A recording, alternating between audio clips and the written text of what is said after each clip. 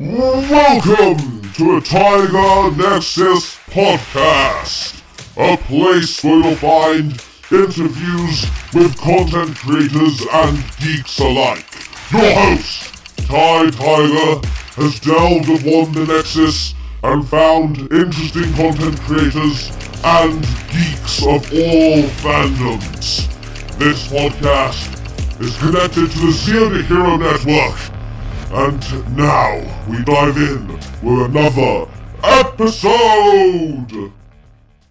Hello everybody and welcome to the Tiger Nexus podcast. Of course, I'm your host, Tiger, and today's episode, I cannot believe I have today's guest on. I have been very excited, slightly nervous, but I am very, very happy and very proud to bring forth David J. Fielding, aka ZORDON.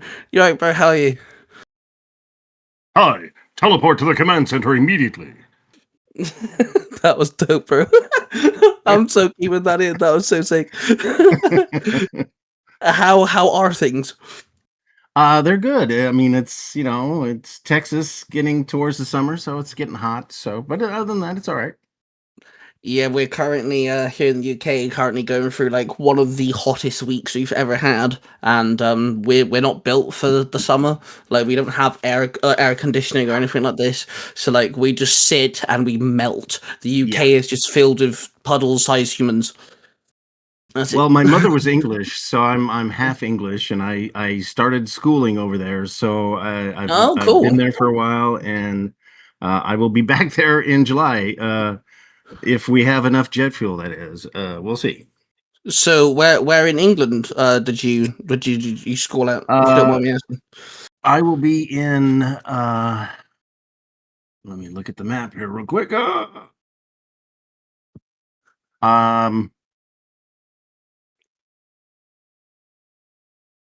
It's up there near Scotland. Is it Newcastle?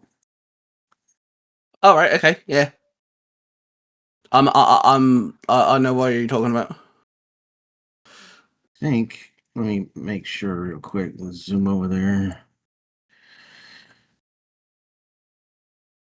Yeah, Newcastle upon Tyne is where I'll be.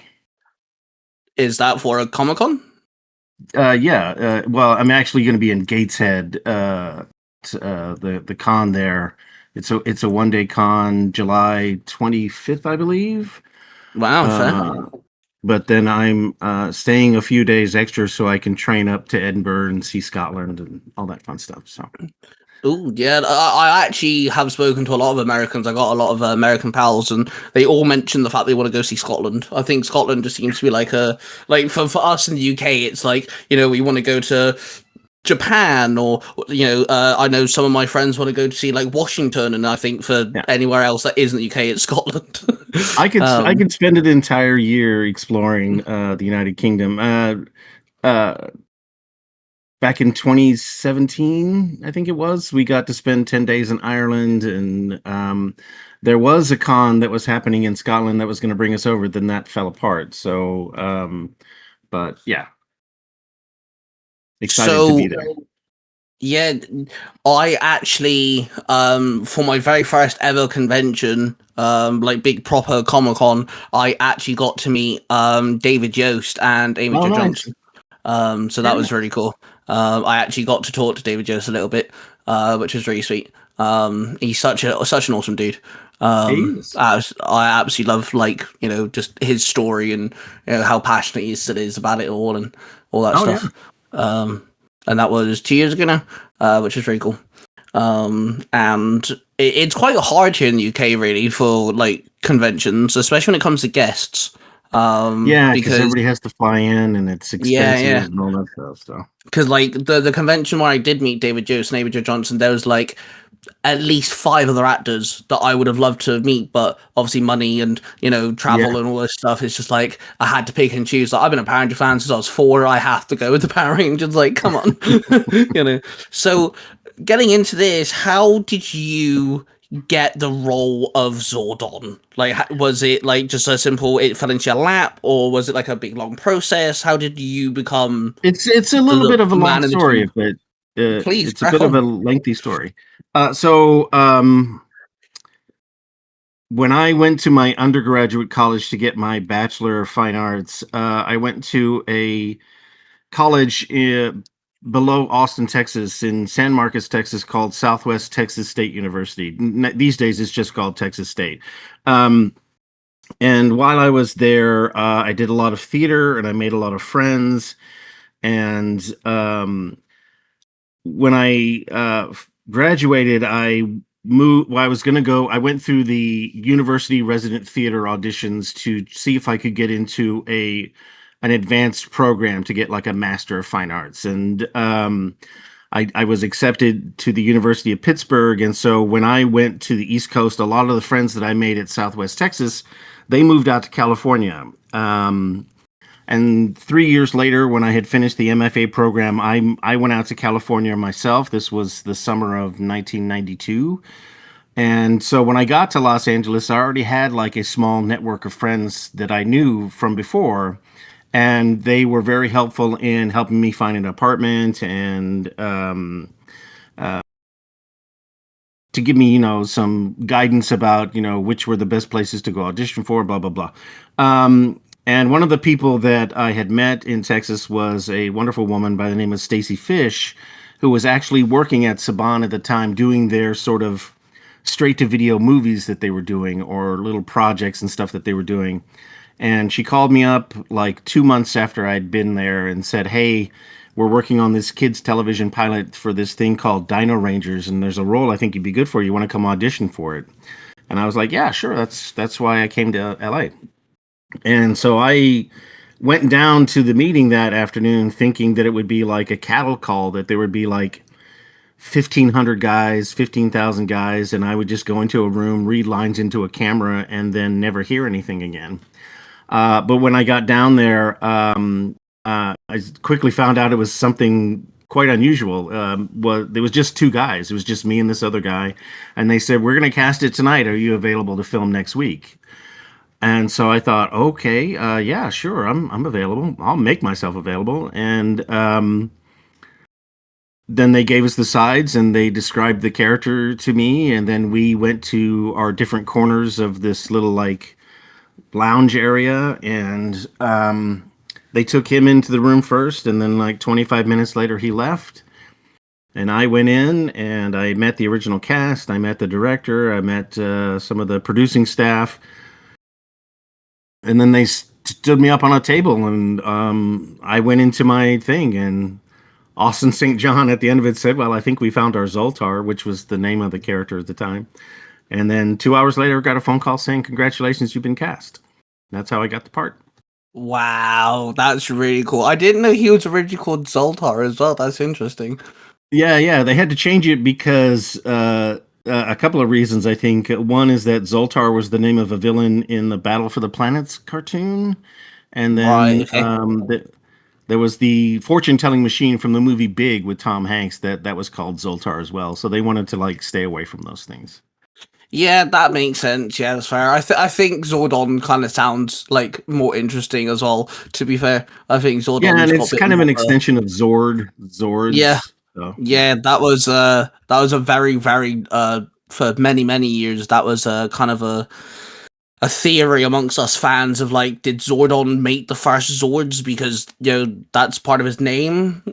Right. So like, Right. but which he did. He made several Zords, obviously, which obviously continued on into Cosmic Fury. It's noted that he's made several Zords sets now. So when it came to, because obviously your character is just like a blue head in a tube at the end of the day. So Right. like, obviously you're recording, your lines and everything. Did you ever get to like witness any of the scenes recorded with the cast? Did you get to like Only when they filmed me for the first time, the first and only time they filmed the character, the cast was there, and we traded lines back and forth for the first scene in the command center. But after that, I never saw them again. I didn't see them again for like another 20 years because wow. when I got the phone call saying congratulations, the series picked up, I was like, great, when do I go to set? Because I was really looking forward to to finding out what it was like to actually be on a TV set from day to day and see how things were made and what the behind the scenes and stuff. But I was kind of disappointed to find out that the only thing they wanted to do at that point was to do the voiceover stuff. So, yeah. Do you feel like you would have had a different like outcome of being Zordon if you actually were able to go like on set and kind of like mingle and stuff, or do you feel like no matter what your portrayal of Zordon and the way that you did Zordon would have been the same? I'm not really sure because I mean, I did feel very much like the character himself and the fact that he was completely cut off from everybody. Because when I would go in to record the voice, it was just generally me and the engineer, and maybe sometimes Tony Oliver, who was the head writer, who wanted to like give voice direction or whatever. But I don't know if it would have affected my performance if I had been on the command center set on the days that they were filming, and I could have actually delivered the lines as Zordon for that. I don't know if that would have affected the performance or not. It certainly would have made it feel more like I was part of the cast. At the time, I just felt very sort of disconnected from everything. But it was very cool to sort of learn a new skill and to see how that end of the things were put together, because I got to see the footage of the scenes as they were kind of like in a rough form, and so I don't know. I don't think it would have affected it that much. So at the moment in time as of recording this episode, Power Rangers is kind of on a hiatus. We haven't had anything Power Ranger related in a good couple of years now. There's been talks of like a reboot. There's been talks of like all different types of stuff. If they said to you, "Hey, we kind of need Zordon back," would you be willing to reprise the role of Zordon if they requested it?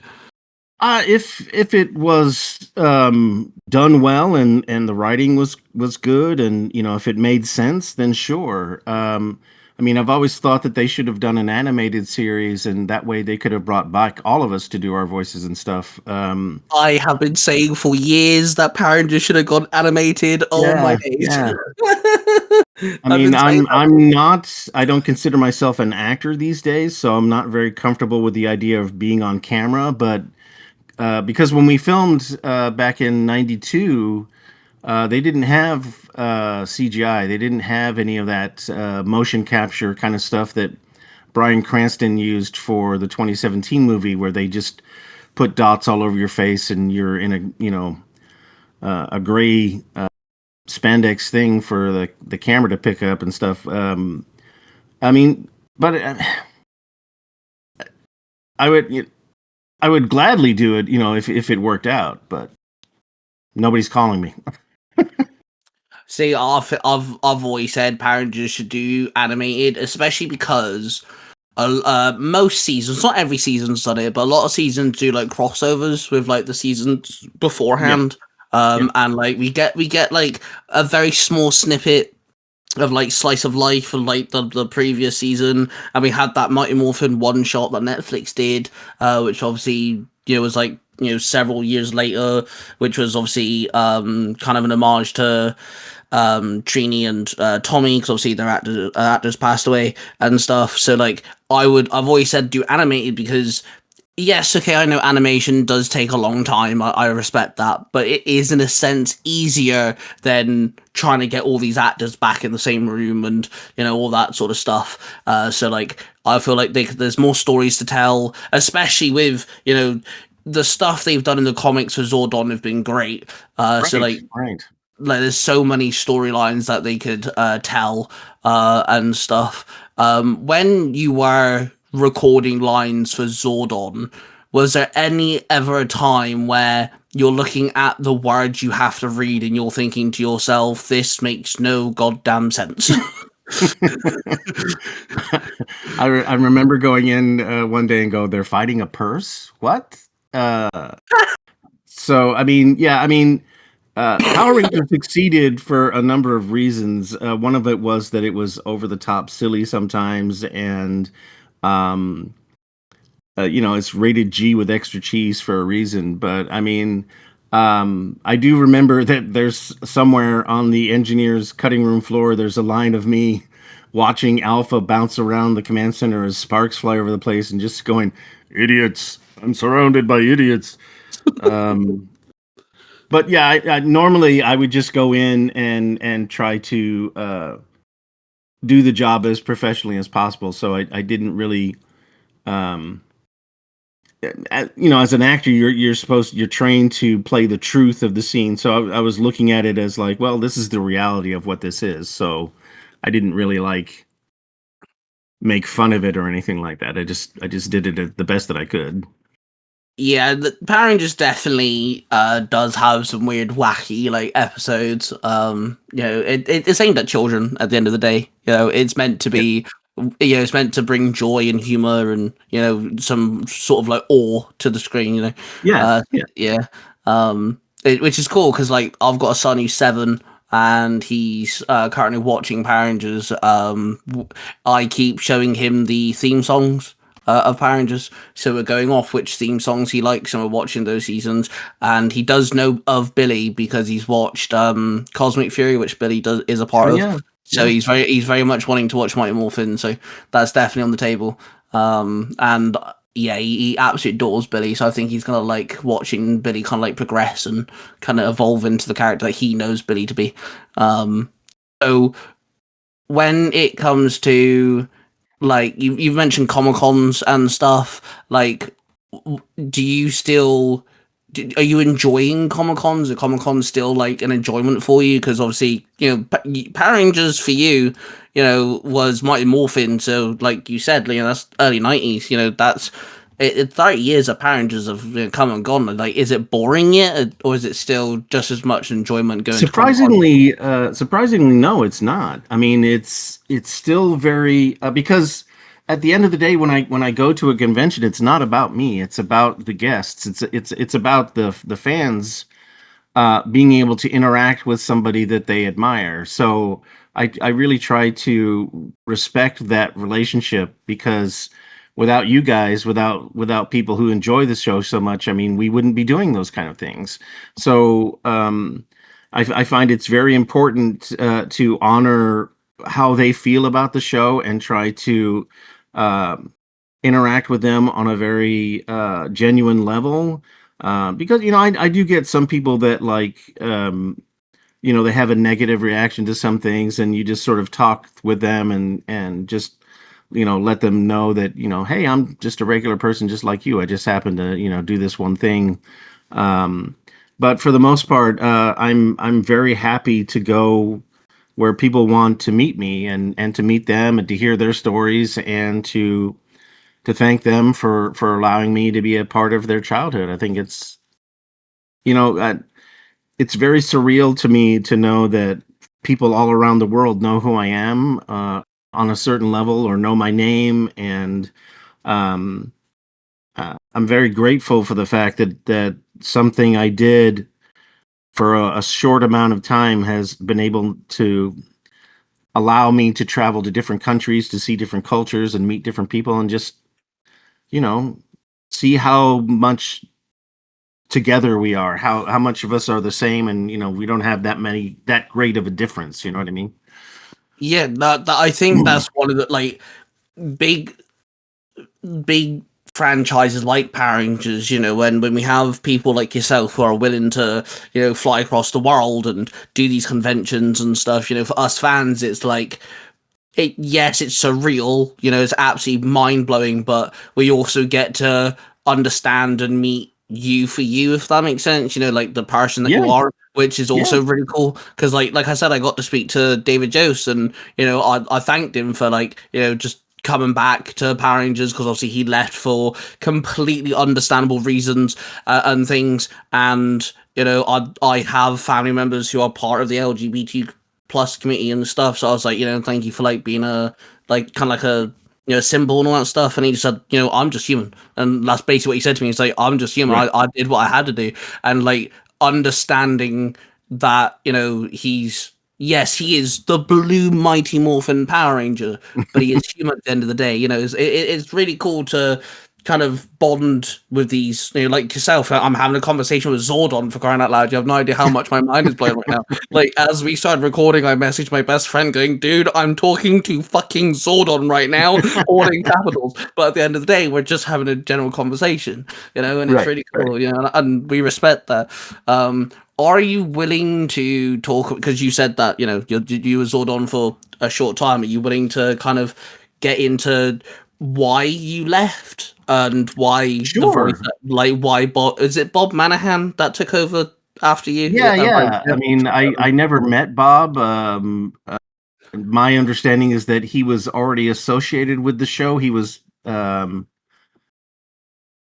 working behind the scenes in some department or something like that, and they just sort of like tapped him to be the guy to do the voice.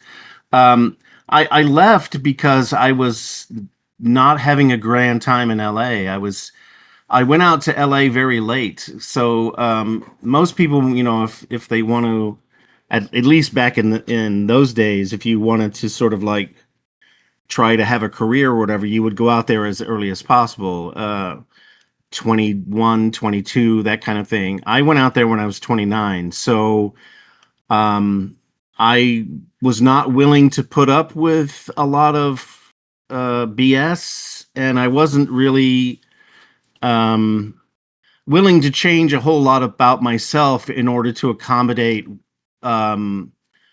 whatever you determine success to be. Like, there were just certain things that I was not willing to do or to change about myself. And even though I had gotten this gig as this character, I wasn't going to auditions. I was spending all of my time working or driving or working with friends to try to get some other project off the ground or doing something else. And so I really felt like I was spinning my wheels and also getting very burned out. I was working 2 jobs and afraid that I was going to live under a bridge from week to week. So I left because I found that it wasn't for me. It wasn't something that I felt so passionate about that I would do anything to continue to do it. Which I think is there has to be some sort of percentage part of you, that has to have that if you're going to do it.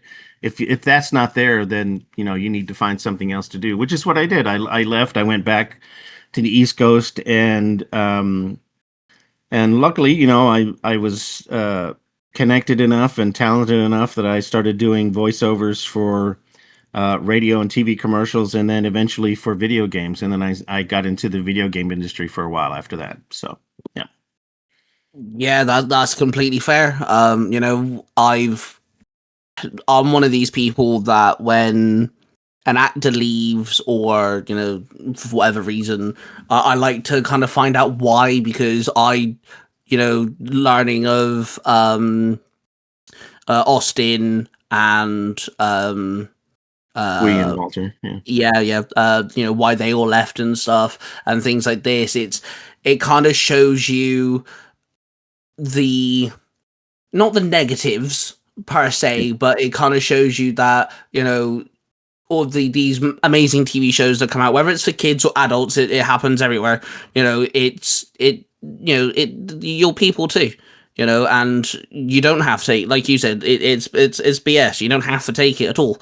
And, it's quite interesting to see how certain directors and companies and all this kind of manage their cast and crew, and it kind of brings light to some people, and complete respect to you for standing up for yourself. And I mean, I didn't leave because I had an issue with the show, or that I felt like I was being treated badly or anything like that. I mean, I was just I was not in the right place. That's what I felt. Yeah. And I mean, when I look back on it, I made less than $1,000 on the show, and they made $1 billion for the first year. So wow, I'm sorry, what?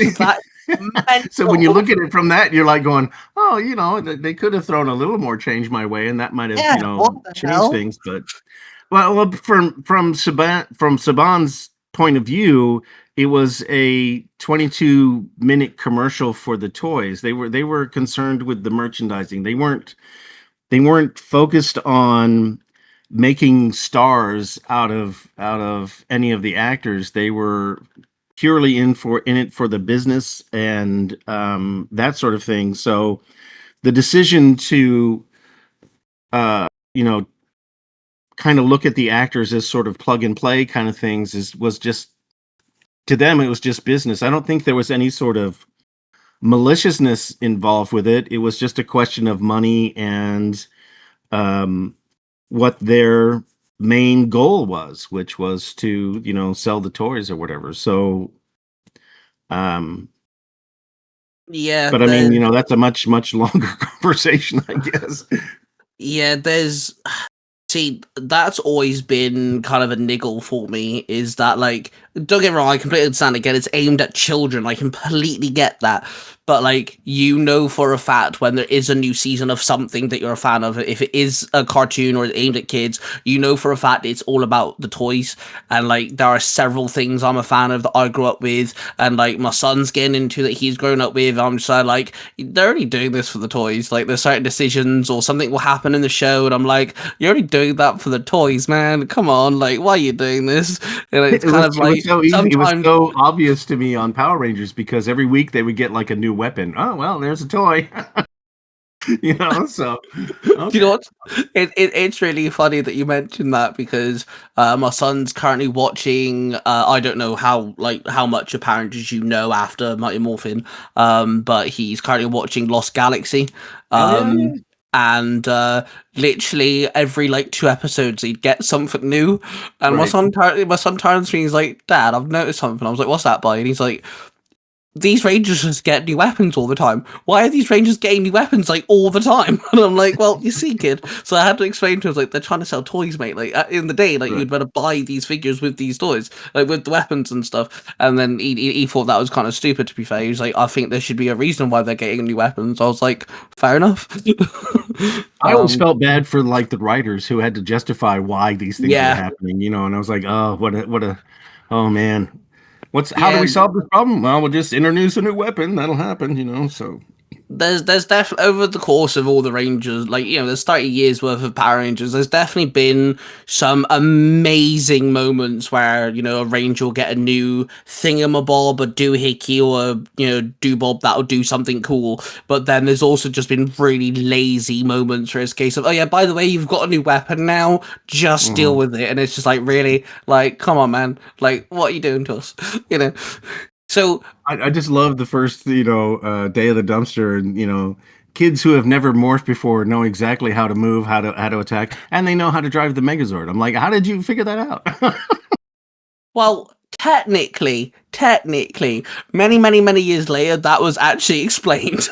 Oh, really? Okay. All right. So at some point, I can't remember which season it was, but at some point it's explained that the morphing grid downloads information into your brain, kind of like the Matrix, sort of thing. So that was explained. But in Mighty Morphin, back in day one, when it aired in the 90s, that is just kind of case of, well, hang on a minute, how do you know how to manhandle a gigantic Tyrannosaurus As soon as you become a superhero, you know how to do these things. That's how it works. Have you watched all of Mighty Morphin, or at least what? I have not watched all of it. No, I've watched majority of it. I've watched Time Force, some SPD, a lot of In Space. I've seen the movies a couple of times. So, and I try to keep up. I was watching Cosmic Fury for a while, and then what was the one after that? The last season. So Cosmic Fury is the last season that we had. The one before. Dino Charge was the one I was watching, and then Cosmic Fury. Yeah. What did you get to the end of Cosmic Fury? Yeah, and I had got a chance to meet the cast and cool. Russell, who played Zato, I was saying, it was they really missed out on. They should have had me double his voice whenever he said, "May the power protect you." I think that would have made it like a real connection. Yes. Oh my god, that would have been so good if like. Yeah, and it would have given more justification for Billy's sort of like, we need to. Zordon's out there, we want to go find it, kind of thing. So because like. They could have done it where he's the voice is Russell's the entire time up until the point where he says "May the power protect you," and then that's when you come in, because that would have been like everyone's a bit like, well, hang on, are they talking to Zato? Like he's kind of acting like Zordon. Is it Zordon? We're a bit confused, and then your voice then times into "May the power." That would have been so good. Like. Yeah. You should be involved in the story writing, man. Like, damn, you got some good ideas here. Like, that would have hit so I'm sure hard. it was a question of they didn't want to foot the bill for having to, get me to some studio just so I could say that little line again. Although I don't understand why they just couldn't, rip it from one of the first season episodes and just double it. But again, I'm not involved in the process of how the show was put together, so I can't really speak to that. So was there any negative, or not negative, but like was there any like sort of like impacting thought in your mind, because they kind of kept your face for Zordon, even though you are no longer the voice of Zordon? So did that ever bug you at all, or were you okay with that, or what? No, I mean, because once I had left, I kind of like put it behind me and didn't think about it. So I was not aware that Zordon was still going after I had left. I didn't find all of that out until like Facebook came along, like in 2000. Wow. Okay. Yeah, 2008, and because up until that point, I wasn't even aware that the show was still going. I was doing my own thing, and it was just a neat little anecdote that I could tell people at parties. Oh yeah, I was on this kid's TV show, and it wasn't until Facebook came along and I started to get message from strangers asking me if I was the David Fielding that played Zordon. And I was like, yeah, whatever happened to that show? And then I looked it up and was like, holy crap, this went on for a long time. And, I found out what happened to the character at the end and everything like that. So, no, it didn't really bother me because, I mean, there was nothing I could do about it. They owned that footage, and it made sense as far as how they put the show together, that why should they go and film somebody new, which would cost them money, when they had all this footage that they could just use for free. So, yeah, from a production standpoint, I understand that. Yeah, that it makes a lot of sense. And if you watch the character, he through the first season or two seasons, his face moves and his head moves, and then he becomes more and more static. And by the time you get to In Space, it's just a still image. His mouth never moves; it's just the voice. And he's on screen for such the briefest amount of time. It's a quick shot here and it's a quick shot there. So, he was just sort of like this. I hate to use the term, but he was like plug and play. If we need Zordon, just stick a shot in there and leave it at that. So there you go. Yeah, which see, from a fan point of view, that's kind of a shame, really, because you did such a good job in the first season. Zordon was the first mentor. Mentors are just as upcoming and ongoing as the Power Rangers seasons themselves, the suits, the Zords, everything like that. The mentor role is always important, and you were the first. You were the guy. That every mentor kind of had to be put up against. Every season that came after Mighty Morphin was put up against Mighty Morphin. Like, is it as good? Is it not as good? Why is it not as good? And every mentor that came past was like, are they good as Zordon? Are they not as good as Zordon? For years, everyone would debate, now the mentor in Time Force is, technically speaking, a robot bird-looking dude. Is he as good as Zordon? That sort of thing. And well, I always thought that Zordon was unique in the mentor category because he couldn't physically help the Rangers. Yeah, that's very true. Not like Master Splinter, who could jump in and help the Turtles and fight off Shredder and all that kind of stuff, or Doggy Kruger from SPD could transform and any of the mentors that followed. I mean, Zordon was, he was the voice of reason, or the voice of support, that, constantly telling the Rangers that, I know you can do this. I believe in you. And I think that's a really important message for someone who's 5 or 6 or 7 or 8 years old, who's watching the show and hearing a figure who is, is very supportive and very positive, and saying, you can do this. I know you can do this. So that's what I find very unique about the character.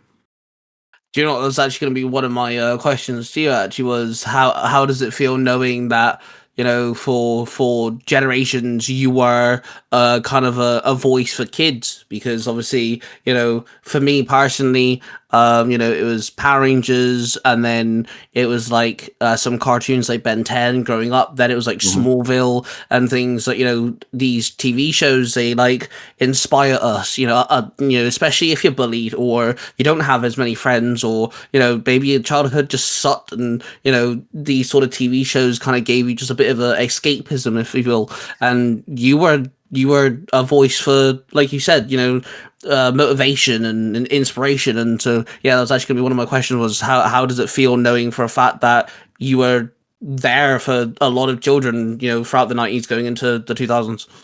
It's very humbling to know that what at the time felt like something very small is infinitely bigger than that for a lot of people. The first convention that I was invited to was called Tekashokon in Pittsburgh, Pennsylvania in 2011. And that was the first time I sat on stage and listened to people talk about the show and what it meant to them, and what the character meant to them. And that was the first time I realized, because people would get up to the microphone and say, "Listen, my father left when I was very young, and I grew up in a house where things were not very happy. But for half an hour every day after school, you were there telling me that I could do a good job." And I really try to honor, and like I said before, I really try to honor that, because that's a very formative thing to have to go through, and to know that my voice or my face or the presence of that character helped them get through their dark times. It means a lot, and it's very humbling, and I feel very grateful, that I've put a little light out into the world. Yeah, absolutely. I agree, because me personally, I know of, because I've got a little content creator group. We're based off Power Rangers. We do a lot of Power Ranger content together, and we're all over the world as well. There's a lot of Americans and British people involved and stuff.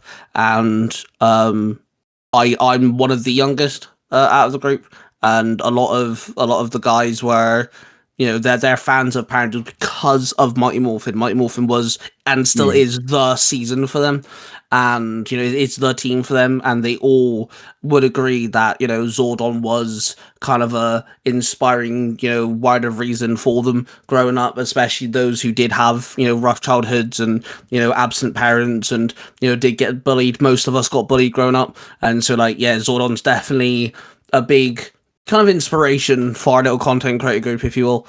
So yeah, we appreciate that for sure. Well, I appreciate you. Thank you. So you mentioned you've watched some of the Power Ranger films. So that means you would have seen some of the other actors playing as Zordon. How did you feel the other actors did, portraying the character? Well, when I watched the 95 movie, it's not Zordon. I don't know what that is. It doesn't look anything like him. But I mean, and Nicholas Bell is the actor who lays in the crystal bed, and but the kind of rubber putty face that they have when he's in the tube, I'm like, I don't know what that is. It's a bit weird. In the Turbo movie, they just took footage from the stuff that we shot for the pilot and plugged it in there, and never had to pay me for it. So, oh well, what can you do? Did you ever see Bryan Cranston's? Oh yeah. It was very interesting to sit in the audience and hear the name Zordon over, and nobody was looking at me. Oh wow, Nobody knew who I was. that's kind of sad, Like that's actually it's like, don't get me wrong. Like I'm glad that you find it like kind of humorous and so I'm glad that you have this like positive outlook. I'm really really glad that you're not sour because of the experience. That is really really awesome. But like as a fan, hearing that, like I don't know. I feel kind of sad because like you should get more recognition. Like you're Zordon. Like you started Power Rangers, man. Like yeah, it's all my fault. You literally said the words Alpha, get me 5 teenagers of attitude. You're the reason why the team even exists. Right, like right. hey, how come you didn't pull them from all over the world, Zordon? Why just 5 teenagers from Angel Grove? Do you know what? That was always a question that we've had, actually. Is like, hang on, why did he only go to one town? Why not have like one person from Texas? Why not have a Spanish person? Like, we're very confused here. My default answer is always like Zordon didn't choose the Rangers. The morphing grid did. So Zordon's role was to guide and to mentor them. He had no sort of hand in selecting who the Rangers are or who That's very true. That is a very good point. Yeah, no, that is very true. Yeah, that's a very good point. from a production standpoint, they couldn't get everybody from all over the world. That would have cost them too much money. But to be fair though, they did actually have a decent amount of representation though. Oh yeah, for 1993, yeah, hell sure they did. Yeah, I mean, having Walter and Twee and a number of the other actors, and who came into the show. I mean, I've always felt that Power Rangers was a very diverse and open community. So yeah. Yeah, we've always liked the fact that the cast is always very diverse and everything. It did kind of suck that it did take over 30 years before we had our very first gay Power Ranger, but we're not going to hold anyone like accountable for that.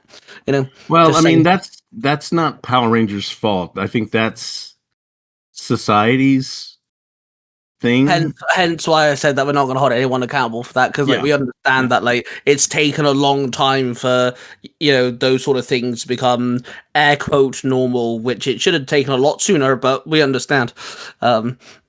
we get it. So you're on Cameo and you're on social media. How are you finding being like the people know you as Zordon, so like how is the social media going for you? Like is Cameo going well? Like how is that going? Oh yeah, I love doing cameos.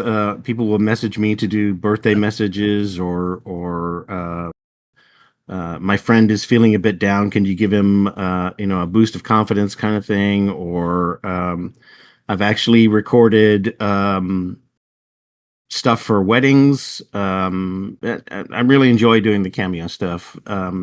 Some of social media is a sewer, but yep. Oh, I get that one. I dropped Facebook years ago because of Mark Zuckerberg and what they were doing with people's data and stuff like that. Plus, I felt like it was becoming a very hostile environment. Same thing with Twitter. I dropped as soon as Elon Musk bought it because it became a rage bait and hate amplifier, and so I got away from that. Yeah, that's fair. The only thing that I've kept as far as like social media is Instagram and TikTok. That's about it. I'm on another site called Blue Sky, but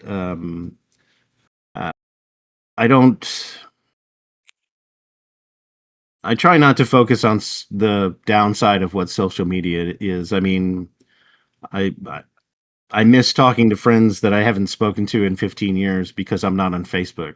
Do you know what I mean? But if I can find them if I wanted to. Yeah, I find that I like to tell people social media can be a blessing and a curse at the very exact same time because Yeah. you know I've been making some form of content now for 9 years. Only actually really picked up really in the last year and a half. And I've made friends for life over making content on social media. I've interviewed some fantastic content creators that I've been watching for years. I've got ZORDON on my podcast, for crying out loud, and stuff. But like at the same time, I post a video of me talking about Power Rangers, for example, and the amount of negativity within an hour. I could sometimes I've had to actually mute my own comment section because there are hundreds upon hundreds, and it's all just vile, just absolutely just negativity. I'm like, how are people living like this? So yeah, completely understand. The anonymity of the internet, of being faceless and nameless, and being able to type just the shittiest thing is, it really makes you question, what is this human thing supposed to be about? I don't know. I mean, I don't focus on that, so I mean, I do visit Reddit, and I'm on Reddit, and I have seen things posted in the Power Rangers community, and I'll comment, and people are like, holy crap, it's Zordon. And I'm like, yeah, I poke my head in every now and then to see what's going on. But uh like you said, I mean, the internet is it's a blessing and a curse, because on one hand you have all of the world and the information at your fingertips, and then you have people out there who are just filling it with misinformation or bad facts, and trying to cause misery for no reason. Yeah, and like this is why I feel like when Power Rangers, for example, a lot of my friends that I've met and that I'm now really good friends with through social media, I think most of them are actually love of Power Rangers. To be fair, I think at least 80% of them, which I absolutely love, because I was the nerdy geeky kid in the corner in school. Nobody seemed to like anything I liked, including Power Rangers. Or at least they didn't make it publicly known then that they liked Power Rangers. So now that like I'm an adult who still loves Power Rangers, I'm rewatching it with my son. Getting him into it and stuff. It's cool having the ability I to understand. I understand. I mean, I was a Dungeons and Dragons nerd in high school, so yeah. I actually played Dungeons and Dragons for the very first time this year. I was very happy with that. It loved Dungeons and Dragons. It was very cool. Dungeons and Dragons is awesome. We like that a lot. You've met quite a lot of the Power Ranger actors over the years through like conventions, right? Yeah. Has anyone kind of like like, I don't know how to word this question. Have you met any other Power Ranger actor of any kind, whether it's a Power Ranger or a voice actor or whatever, that's really like, sparked a friendship with you? Or like, are you friends with any of the other actors that have? Oh yeah. I mean, Chris Kamen Lee, who played Andros, we play video games together. Mike Jin, we play video games together. I go to dinner and we have conversations.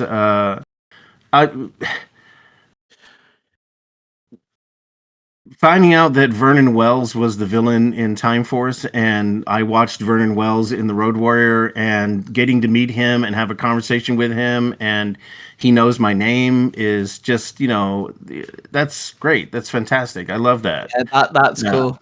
Yeah, I mean, because to me that's like, oh wow, I watched you, and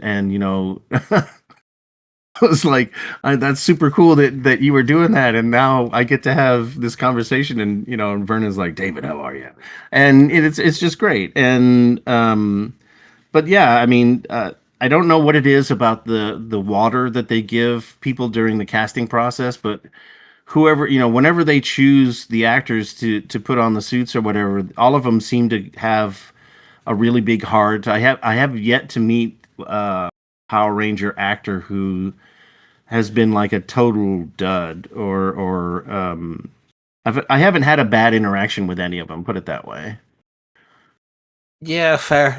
I know for a fact, you've been in a. I don't know if it was a convention, but you've definitely been a. Oh no, yeah, it was a convention. You've been to a. I want to say it was Chicago Comic Con or Chicago Entertainment Expo. I can't remember what it was called, but you've actually met my two favorite Power Ranger actors. I know that for sure. Which is Jason Thorne and Philip Andrews.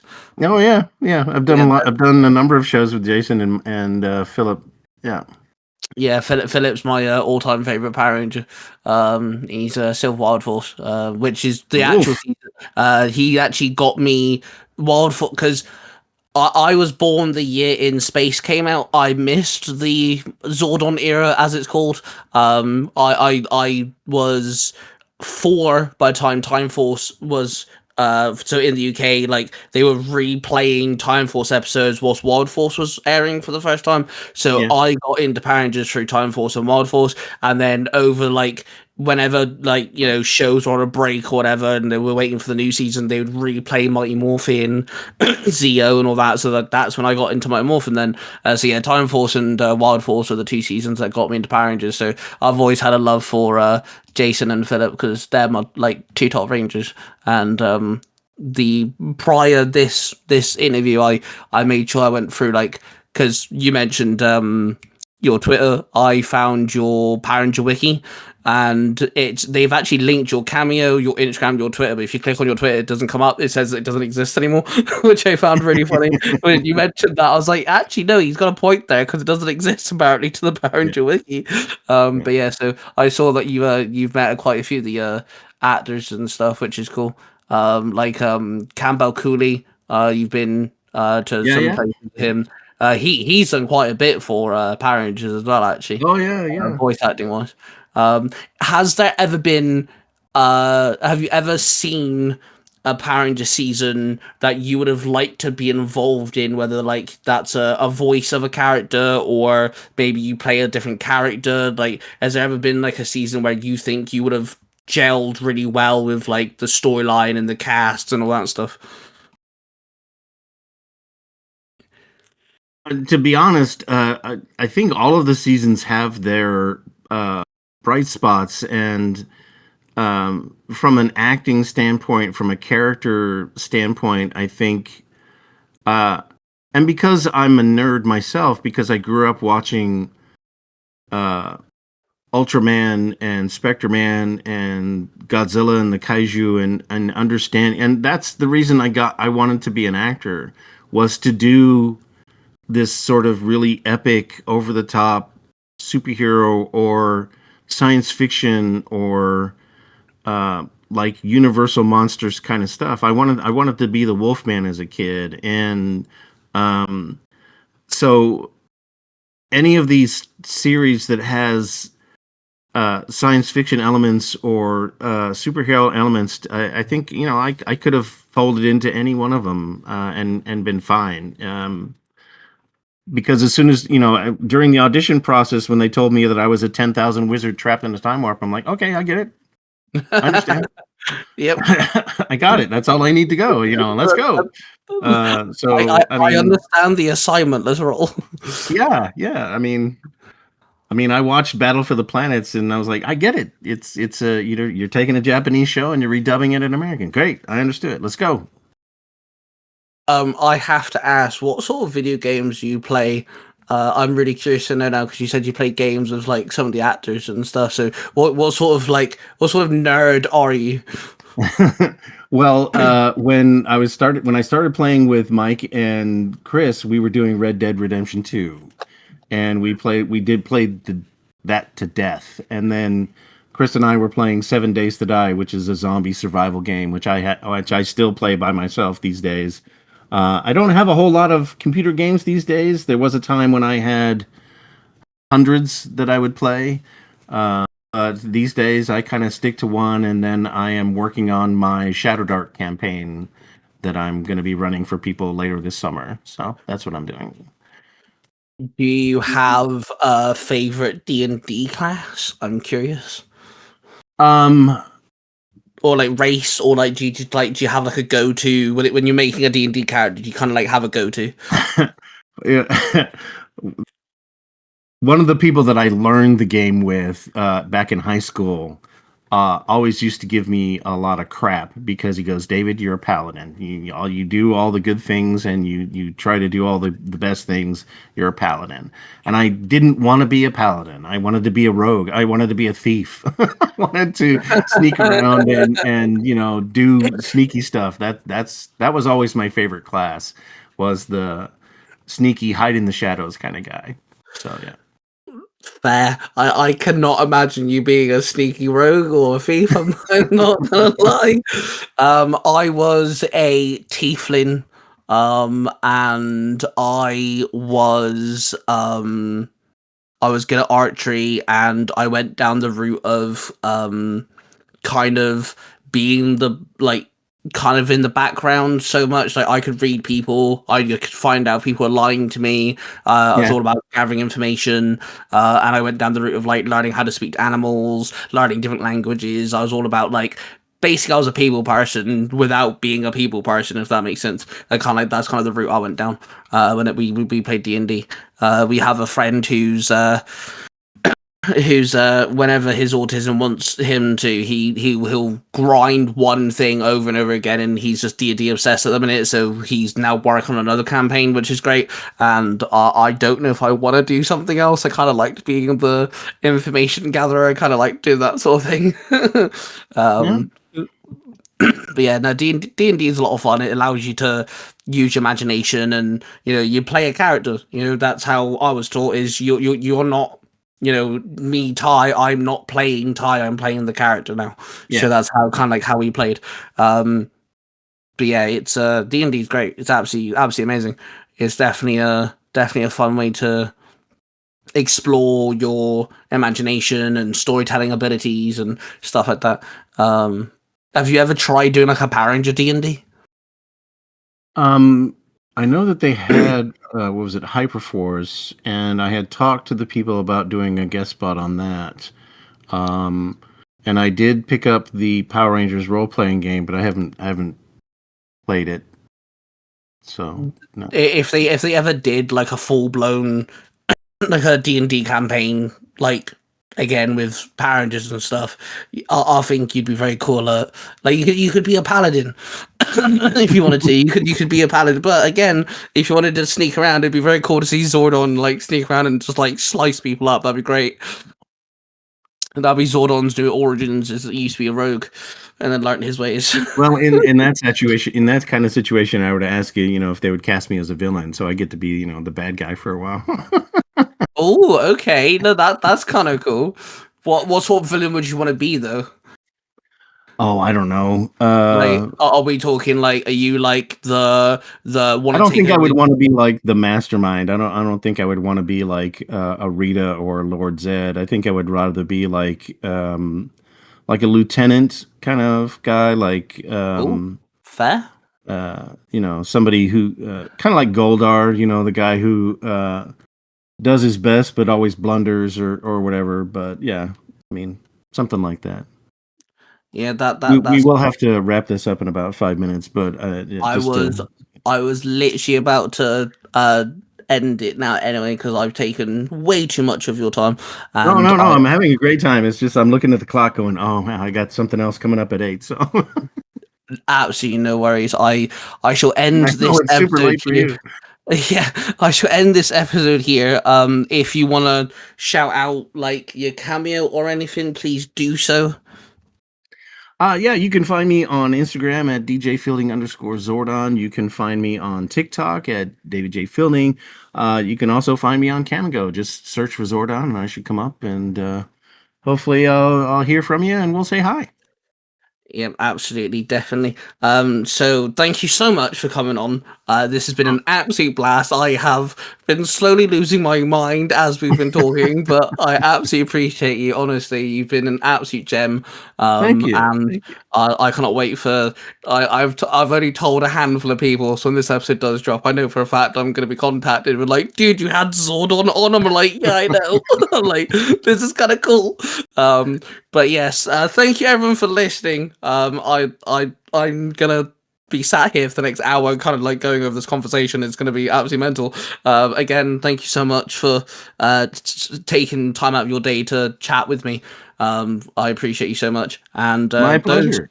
Those who are listening on the podcast platforms, don't forget to rate us and all that jazz. If you're on YouTube, don't forget to subscribe. We're getting close to triple digits. That'd be kind of cool if we get up by the end of the year.